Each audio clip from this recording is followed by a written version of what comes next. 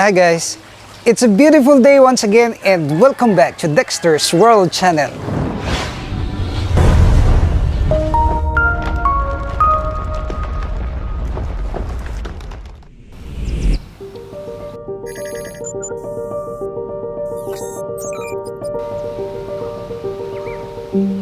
Well, today's video, we're gonna reveal to you the secrets for our animals. I will reveal to you the feeding system that we have adopted ever since we started this channel or we started this farm. Well, you know that we have this Rhode Island red chickens, we have this DW chickens, we have the turkeys, we have the geese, and in the future, I'm planning to revive our duck farming. And I would like to tell you that if we are going to raise these types of animals, these fowls, massively, then we also have the backup of their feeding. Meaning that if we will rely on the commercial pellets or the commercial food that are available in the market, then chances are we cannot maximize our profit because all these companies of these commercial pellets will become rich. And we will realize that our income or our profit is just so minimal because the price of these commercial pellets are very costly. That is why I would like to reveal to you now the secrets how we minimize our food expenses without, of course, compromising the growth and the health of our chickens and other animals. And today's video, we're gonna focus on the production of this Azolla. And this Azolla had been our secret as supplements for our feeding of this kind of animals. And I would like to focus our discussion on how to grow this Azolla. Azolla is very rich in proteins, essential amino acids, vitamins like vitamin A, vitamin B12, and beta-carotene. It has also growth promoter intermediaries and minerals including calcium, phosphorus, potassium, ferrous, copper, and magnesium.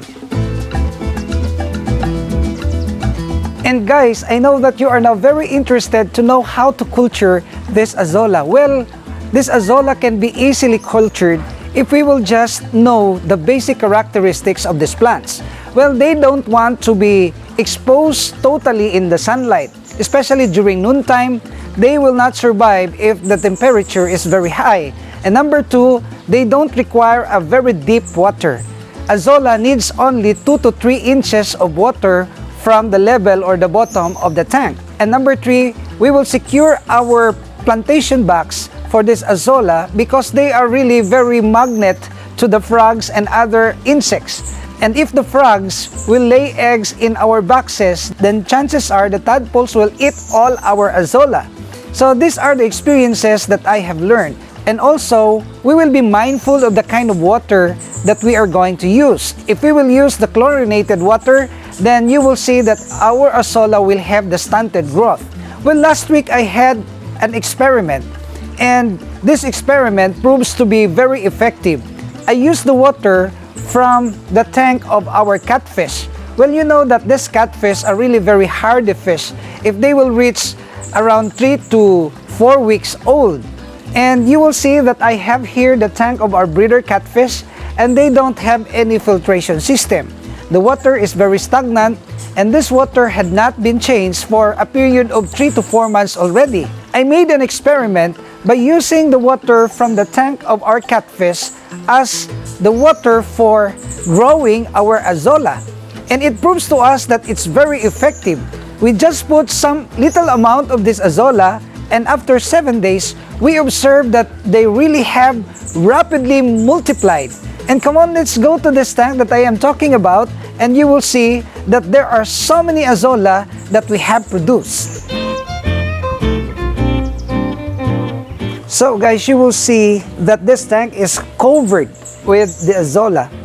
And we just put a little amount of Azolla right here, and it proves to us that this can really rapidly grow by just using the water from the fish pond or the fish tanks. Because I believe that the water that we have used right there at the tank of our catfish is filled with this ammonia that is necessary for the growth of the plants. So these are the milestones that we have discovered, because before we used the cow dung as our fertilizers with some amount of soil in our Azolla tank. And this is one of the alternatives that we have discovered by just using the water from the fish. And it proves to us that this is really very effective.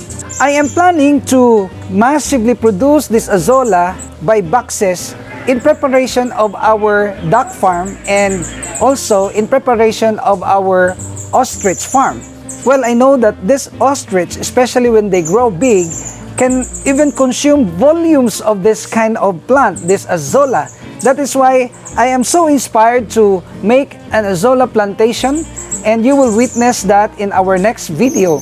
So guys, to substantiate what I am talking about, we will go to the farm and we will feed our animals with this Azolla, and you will see how they're gonna eat these plants.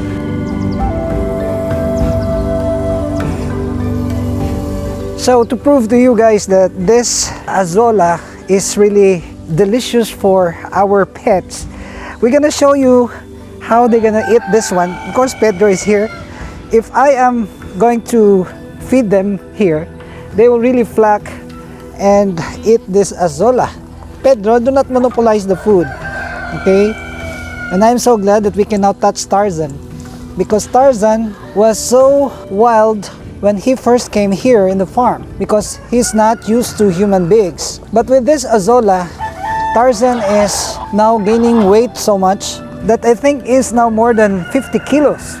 If you have chance to propagate this kind of Azolla thing, this Azolla plant, then do it, because this is really best for our animals, for the goats, for the turkeys, for the chickens, and even for the geese. In our next video, we're gonna be revealing to you how to farm Azolla. I know that you are very eager to know about the secrets on how to propagate this one, but this will not be shown in this video. We're just showing the importance of it, and will encourage you actually to also do the same to minimize the food expenses. Are you okay? Our roosters are also waiting to eat this one. Maybe this is... No, Pedro, you're very naughty. Just stay there, Pedro. Do not come inside. So we will feed now. Your breakfast. Come on, Pedro. No. Pedro is really very naughty. Come on, you eat. That's your delicious viand. Whenever I give this Azolla, they will really become very active. And I know that it is because of the high protein content of this particular plant. And this is very easy to propagate. Actually, I am dreaming to have a big Azolla farm over here. We're gonna be cleaning this up. Our next video, we're gonna turn this in a very large Azolla farm. Of course, we will make some roofings, because this Azolla is not good to be directly hit by the sunlight. But they are also needing the sunlight, so that we have to balance the light of the sun that will penetrate in the Azolla tank. So this is it. And one thing more, this Azolla can also be fed to our parakeets. So we will feed our parakeets with this Azolla.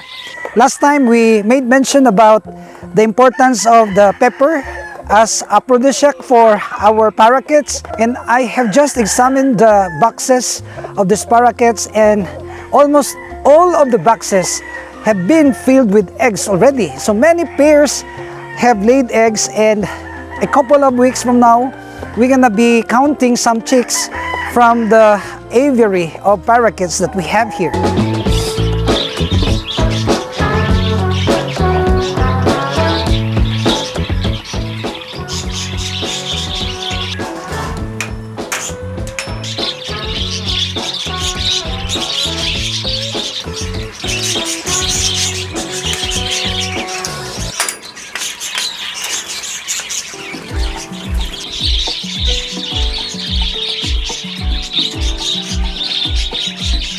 You know, I had a friend who revealed to me that Azolla is also good for our parakeets, and I tried this one and it works well. And you will see that they are also eating this one. Come on, you eat. Okay, go guys. Come on. Azolla time. This is your supplement. And you will see that they will quickly perch on this and then eat. So we will observe.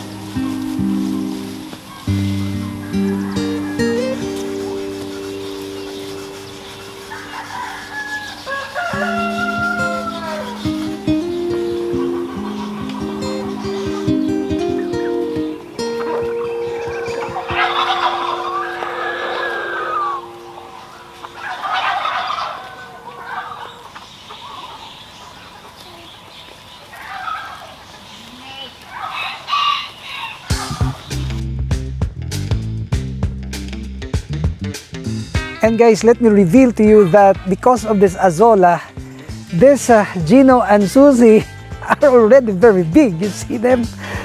They have really gained weight. In fact, this bigger one, the Susie, weighs now around 15 kilos. So from 7 kilos to 15 kilos.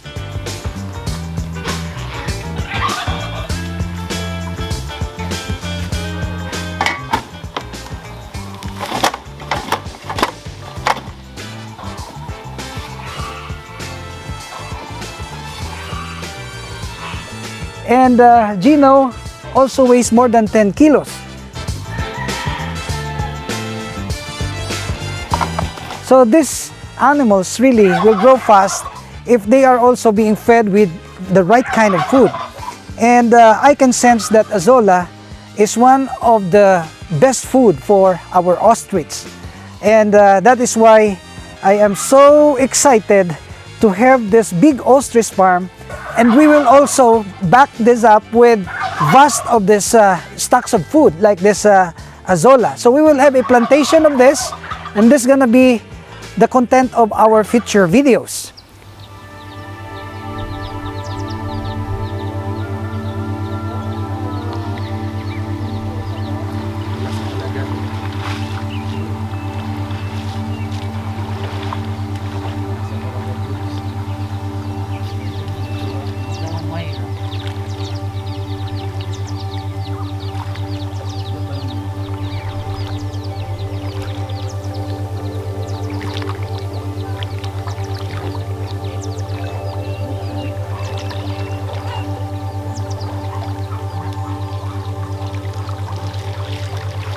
And yesterday we were able also to harvest some of our goldfish.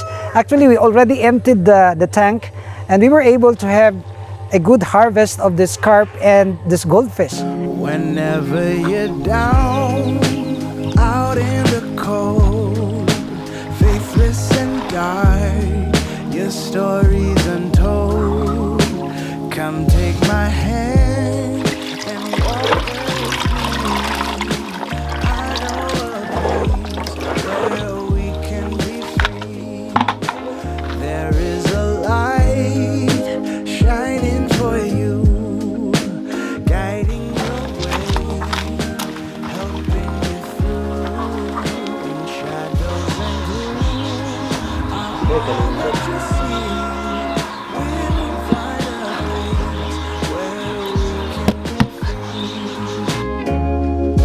From the mountain top down to the deepest valley, hear a voice calling you. These are the good things that I'm so proud about, operating this farm, because it gives us joy looking at our animals that are so well and they are in good shape and they're in good health. Like the goldfish that we have harvested, We are selling this at the pet store, and we are actually now gaining an income. And this farm activities would somehow give us the income that would also give us the chance to our pets. We will also use the proceeds of our sale of our animals to feed them and to give them this good attention and shelter. So these are the things that we're doing here right now, and I hope you will continue to like and share our videos. And if you are not subscribed to this channel, may I humbly ask you to please subscribe, because you will learn many things only here at Dexter's World.